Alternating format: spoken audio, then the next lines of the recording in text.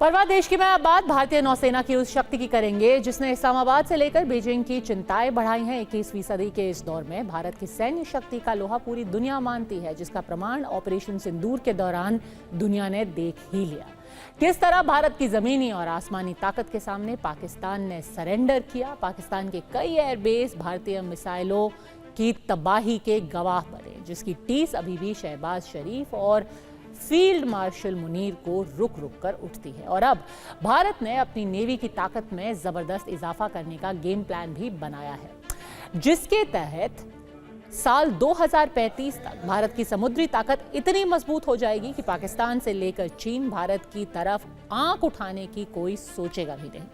दरअसल खबर के मुताबिक साल 2035 तक भारतीय नौसेना को 17 नए आधुनिक युद्धपोत मिल सकते हैं। इसके साथ ही 9 नई पनडुब्बियों को भी नेवी में शामिल करने की योजना है। एक तरफ भारत अपनी समुद्री ताकत को मजबूत कर रहा है, तो वहीं दूसरी तरफ पाकिस्तान की नेवी बर्बादी की कगार पर है। हालात ये हैं कि पाकिस्तान के जंगी जहाज नेवल बेस में मरहम पट्टी का इंतजार कर रहे हैं, जिससे दक्षिण एशिया में समुद्री संतुलन भी बदल रहा है। आखिर कैसे भारत समंदर का सिकंदर बन रहा है और पाकिस्तान की नेवी ने क्यों सरेंडर कर दिया है, देखिए इस रिपोर्ट।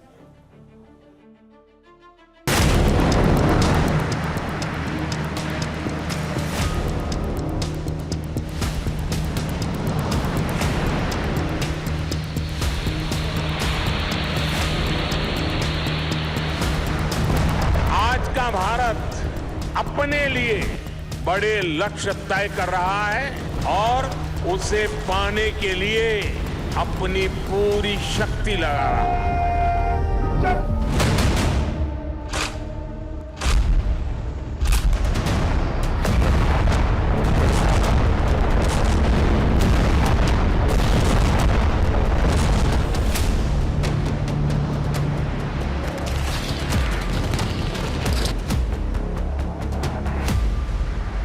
इक्कीसवीं सदी के भारत का सैन्य सामर्थ्य भी अधिक सक्षम हो, आधुनिक हो, ये देश की प्राथमिकताओं में से एक है।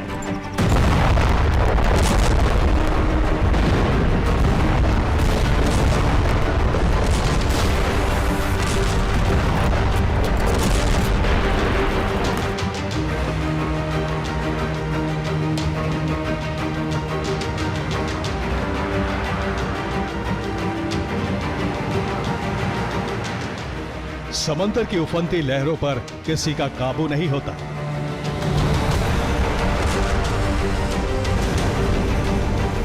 लेकिन कहते हैं कि जिसने इसे साध लिया, समंदर पर उसी का राज कायम हो जाता है।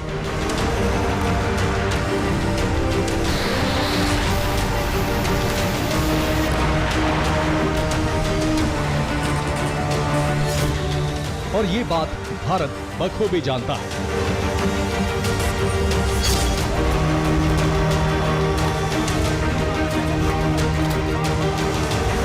यही वजह है कि भारत समंदर पर राज कायम करने और दुश्मनों में भारतीय नौसेना का खौफ भरने के लिए लगातार अपनी नौसैनिक ताकत में इजाफा कर रहा है।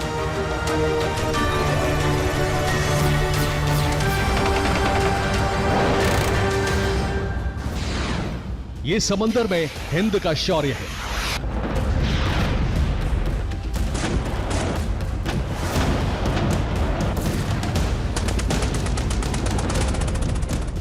ये हिंद महासागर में भारत की ताकत का प्रमाण है।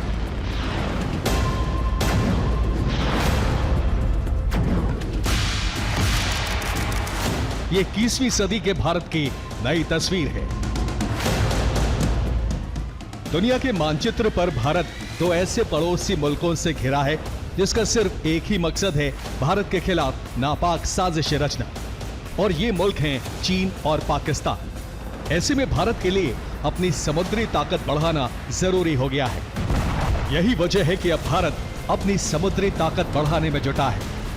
एक ऐसा जंगी बेड़ा तैयार कर रहा है जिसके डर से दुश्मन भारत की सीमाओं की तरफ आंख उठाने की हिम्मत भी ना कर सके।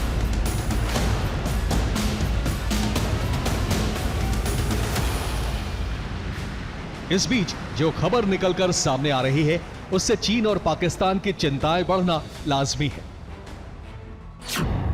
खबरों की माने भारतीय नौसेना की ताकत बढ़ाने के लिए करीब 17 नए युद्धपोत और 9 पनडुब्बियों को बनाने के प्रस्ताव पर तेजी से काम चल रहा है। वहीं करीब 70,000 करोड़ रुपए के प्रोजेक्ट 17B के तहत 7 अगली पीढ़ी के फ्रिगेट और 2 मल्टीपर्पज पोत भी बनेंगे। साथ ही 36,000 करोड़ की लागत से 3 स्कॉर्पियन क्लास की पनडुब्बियां भी बनाई जाएंगी। इसके अलावा 8 नेक्स्ट जनरेशन कॉर्वेट्स बनाने की योजना भी है, जिस पर करीब 36,000 करोड़ रुपए खर्च होंगे। सभी प्रोजेक्ट पर कुल 2.40 लाख करोड़ रुपए से ज्यादा खर्च होने की संभावना है। खबरों की माने तो नए युद्धपोत और पनडुब्बियां पुराने प्लेटफॉर्म्स की जगह लेंगे। इनसे तकनीकी क्षमता और ताकत बढ़ेगी। इसका मकसद सिर्फ खतरों को लेकर तैयार रहना ही नहीं, बल्कि दुनिया में भारत की नौसैनिक क्षमता को बढ़ाना भी है। भारतीय नौसेना हिंद महासागर में अपनी स्थिति मजबूत करने और चीन पाकिस्तान की नौसेनाओं का मुकाबला करने के लिए तेजी से अपनी ताकत बढ़ा रही है। जनवरी 2025 तक नौसेना के पास 150 से ज्यादा जहाज और सबमरीन हैं। 2035 तक 175 जहाजों का बेड़ा तैयार करने का लक्ष्य रखा है। वहीं 2050 तक 300 जहाज और 600 विमान का लक्ष्य है। साथ ही 2025 में 12 जहाज कमीशन होंगे, जिसमें इस्तेमाल होने वाले ज्यादातर उपकरण और सामान स्वदेशी होंगे। भारतीय नौसेना ने हाल के सालों में बहुत तेजी से बड़ी तकनीकी उपलब्धियां हासिल की हैं। यही वजह है कि भारतीय नौसेना दुनिया की टॉप समुद्री सेनाओं में शामिल हो गई है।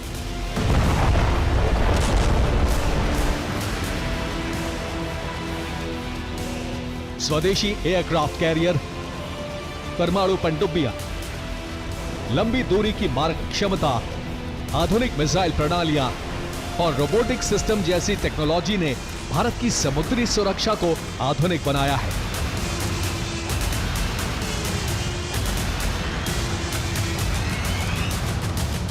स्थितियां हैं हमारी इंडियन ओशन में, लगातार चाइनीज का प्रेजेंस, पाकिस्तानी नेवी की जो करामात आप कभी कभी देखते रहते हैं। हालांकि उनकी संदर्भ में हमारी नेवी बहुत ज्यादा बड़ी है और कोई प्रोपोर्शन नहीं है, फिर भी ये जो चैलेंजेस हैं, इसके लिए भारतीय नौसेना को अफ्रीकन कोस्ट से लेके जो south east Asian country Pacific तक अपना वर्चस्व कायम करना होगा। उस हिसाब से 61 से ज्यादा वॉरशिप्स हमारे आज शिपयार्ड में बन रहे हैं। भारत की नौसैनिक तैयारी देखकर जिस देश की चिंताएं सबसे ज्यादा बढ़ी हैं, वो है पाकिस्तान।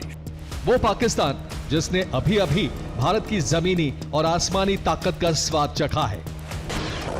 ऑपरेशन सिंदूर के दौरान भारत की थल और वायु सेना ने पाकिस्तान को दहला कर रख दिया था। पाकिस्तान के एयरबेस से लेकर उसकी जमीन पर बने आतंकी ठिकाने धुआं धुआं हो गए थे। ऐसे में जरा सोचिए कि अगर भारत की नौसेना पाकिस्तान पर हमला कर देती तो पाकिस्तान का क्या हाल होता।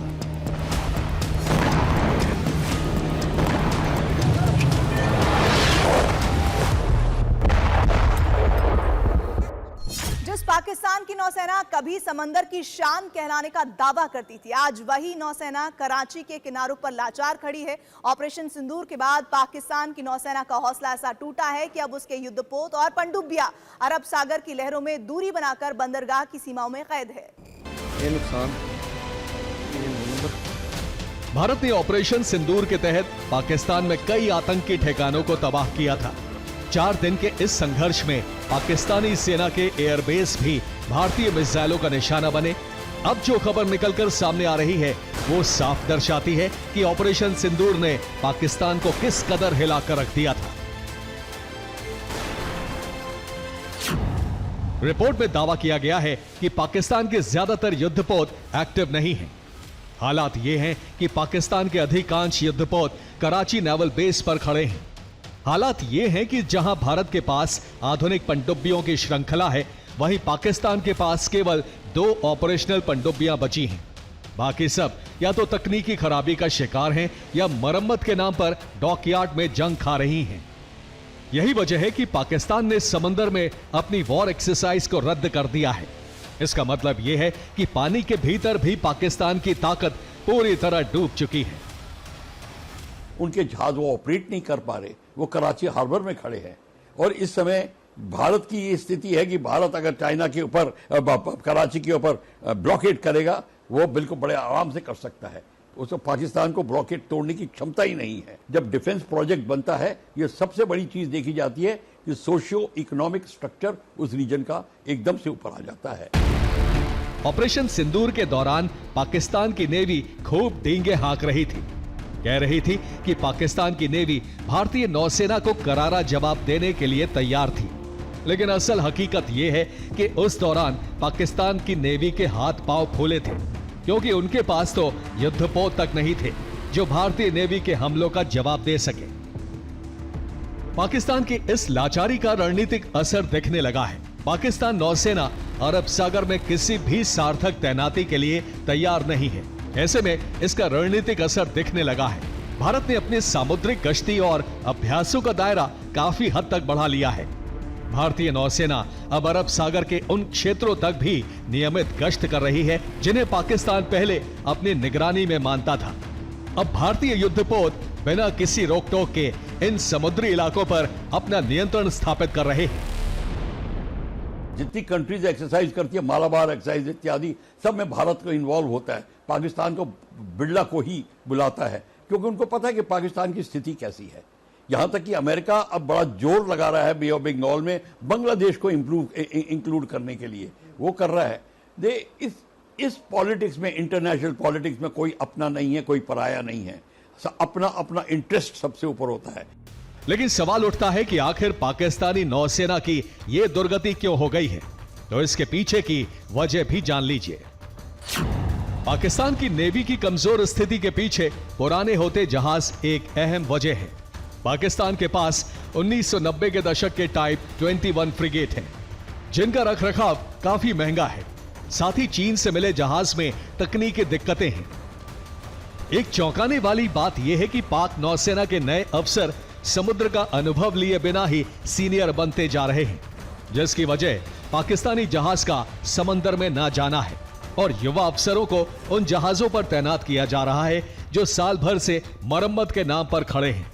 यानी पाकिस्तान नौसेना में कागजी कप्तानों की पूरी फौज तैयार हो रही है।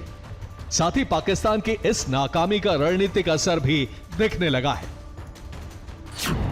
अरब सागर में पाकिस्तानी नौसेना नाकाम साबित हो रही है, जिसका फायदा भारत को मिल रहा है। ग्वादर बंदरगाह की रणनीतिक अहमियत घटने लगी है, जहां चीन ने भारी निवेश किया है।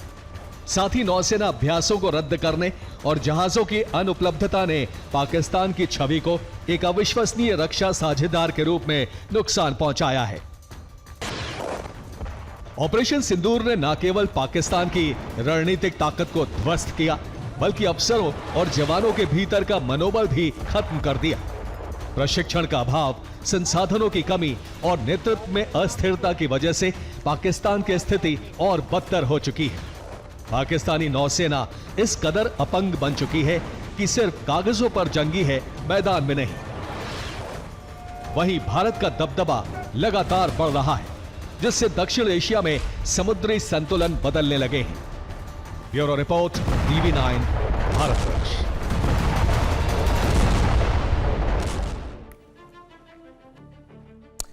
सिर्फ समंदर में ही नहीं बल्कि आज की तारीख में भारत आसमान से लेकर जमीन तक अपनी सैन्य क्षमता मजबूत करने में लगा हुआ है। आत्मनिर्भर भारत के मंत्र के साथ मेक इन इंडिया को सफल बना रहा है और इसका प्रमाण है Stockholm International Peace Research Institute की सबसे लेटेस्ट रिपोर्ट, जिसने साफ किया है कि ग्लोबल मंच पर भारत अब दूसरे देशों पर अपनी निर्भरता न सिर्फ कम कर रहा है बल्कि आज की तारीख में एक ऐसा ग्लोबल डिफेंस सप्लायर बन चुका है जिससे दुनिया भर के देश हथियारों की डिमांड कर रहे हैं। आखिर क्या है सिप्री की वो रिपोर्ट और कैसे भारत का ग्लोबल डिफेंस सेक्टर में डंका बज रहा है, आइए बताते हैं।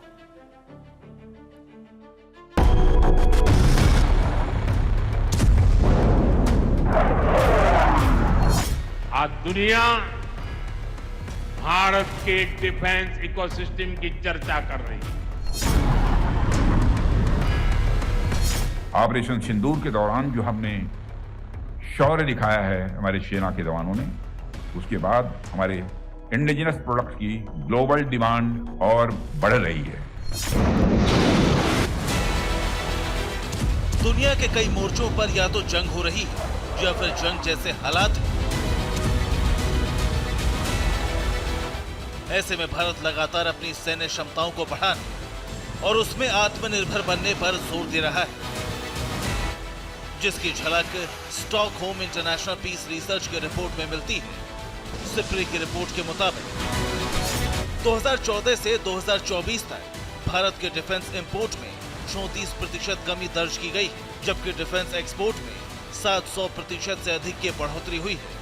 भारत का डिफेंस एक्सपोर्ट 2013 से 2014 में सिर्फ 686 करोड़ रुपए था, जो 2023 से 24 में बढ़कर 21,083 करोड़ रुपए तक पहुंच गया है, जो साफ दर्शाता है कि भारत मेक इन इंडिया की तर्ज पर कैसे तेजी से आगे बढ़ रहा है।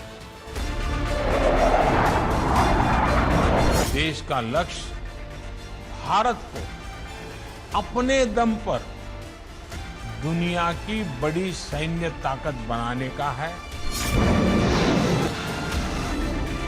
भारत के रक्षा उत्पादन की धूम आज वैश्विक स्तर पर। कभी रक्षा आयात पर निर्भर रहने वाला भारत आज 100 से ज्यादा देशों को रक्षा उपकरण निर्यात कर रहा है, और ऑपरेशन सिंदूर के बाद तो भारत के हथियारों की डिमांड में खासा उछाल आया है। ऑपरेशन सिंदूर के दौरान जो हमने शौर्य दिखाया है हमारे सेना के जवानों ने, जो हमें डोमेस्टिक इक्विपमेंट की क्षमता का प्रदर्शन किया है, उसके बाद हमारे इंडिजिनस प्रोडक्ट की ग्लोबल डिमांड और बढ़ रही है। अधिकांश हमारे इक्विपमेंट जो हम एक समय में विदेशों से इंपोर्ट करते थे, आप सबको जानकारी है, वह आज हम खुद अपने देश में ही बना रहे हैं। पीएम मोदी ब्रिक्स सम्मेलन के लिए 6 से 8 जुलाई तक ब्राजील यात्रा पर है। खास बात यह है कि पीएम मोदी के इस दौरे के दौरान भारत और ब्राजील के बीच आकाश मिसाइल सिस्टम सहित रक्षा सहयोग पर आम चर्चा हो सकती है। सूत्रों के मुताबिक दावा किया जा रहा है कि ब्राजील ने भारत से आकाश मिसाइल डिफेंस सिस्टम खरीदने की इच्छा जताई है। इसके अलावा secure battlefield communication system, coastal surveillance system, करुण आर्टिलरी गन और स्कॉर्पियन क्लास सबमरीन के साझा निर्माण की इच्छा जताई है। BrahMos surface to surface missile है और उसकी विध्वंसक कैपेसिटी तो आपने देख ली है, क्रूज मिसाइल है, और भी हम नेवी की मिसाइल बना रहे हैं, इजराइल के साथ मिलकर बनाएंगे, तो वो भी हमारे पास है। तो इससे भारत की क्षमता और बढ़ जाएगी और हमारे को सारे वेपन्स एयरक्राफ्ट जो उसके ऊपर ऑपरेट करेंगे वो हमारे होंगे। यहाँ तक कि जो रफाइल की बात आ रही थी, उसको भी इंडिजीनियस प्रोडक्शन बनाने की बात चल रही है। ऑपरेशन सिंदूर के बाद भारत के ब्रह्मास्त्र कहे जाने वाले ब्रह्मोस मिसाइल की डिमांड भी तेजी से बढ़ी है। दुनिया भर के देश भारत के इस ब्रह्मास्त्र को अपने जंगी बेड़े में शामिल करना चाहते हैं। भारत ने अब तक सिर्फ फिलीपींस को ब्रह्मोस मिसाइल बेची है। फिलीपींस के साथ 2022 में $375 मिलियन का सौदा हुआ था। फिलीपींस ने इन मिसाइलों को दक्षिण चीन सागर में अपनी सामरिक स्थिति मजबूत करने के उद्देश्य से खरीदा है। ये भारत की इंडो पैसिफिक नीति को भी बल देता है, जिसमें चीन के बढ़ते प्रभाव को संतुलित करना प्रमुख उद्देश्य है। लेकिन अब दुनिया के कई देश भारत से ब्रह्मोस मिसाइल की डील में रुचि दिखा रहे हैं। इसमें पहला नाम है इंडोनेशिया। इंडोनेशिया के साथ भारत लगभग $450 मिलियन के ब्रह्मोस सौदे पर अंतिम बातचीत के दौर में है। वहीं वियतनाम भारत के साथ ब्रह्मोस मिसाइल के लिए $700 मिलियन की डील कर सकता है। मलेशिया अपने Su-30 लड़ाकू विमानों और कदाह श्रेणी के युद्धपोतों पर ब्रह्मोस मिसाइलें तैनात करने की योजना बना रहा है। थाईलैंड भी ब्रह्मोस प्रणाली में गंभीर रणनीतिक रुचि दिखा रहा है। भारत ने 21,000 करोड़ रुपए के हथियार दूसरे देशों को बेचे हैं। अब हम ब्रह्मोस मिसाइल को भी एक्सपोर्ट कर रहे हैं। ज्यादातर लोगों को लगता है कि भारत ब्रह्मोस क्रूज मिसाइल से लेकर आर्टिलरी गन समेत कुछ चुनिंदा चीजें दुनिया में एक्सपोर्ट कर रहा है, लेकिन ऐसा नहीं है। भारत हथियारों से लेकर डिफेंस इक्विपमेंट तक दुनिया के 85 देशों को दे रहा है। इसमें Dornier 228 aircraft, radar, armoured vehicles, rocket launcher, lightweight torpedo, alarm monitoring and control system और फायर कंट्रोल सिस्टम शामिल हैं। ये नए युग का भारत है, जिसकी सैन्य ताकत का लोहा पूरी दुनिया मान रही है। भारत न सिर्फ अपना डिफेंस एक्सपोर्ट बढ़ा रहा है, बल्कि मेक इन इंडिया के तर्ज पर देश की सैन्य शक्ति को इतना मजबूत कर रहा है कि दुश्मन की हर नापाक चाल का माकूल जवाब दिया जा सके। Bureau report, TV9 Bharatvarsh.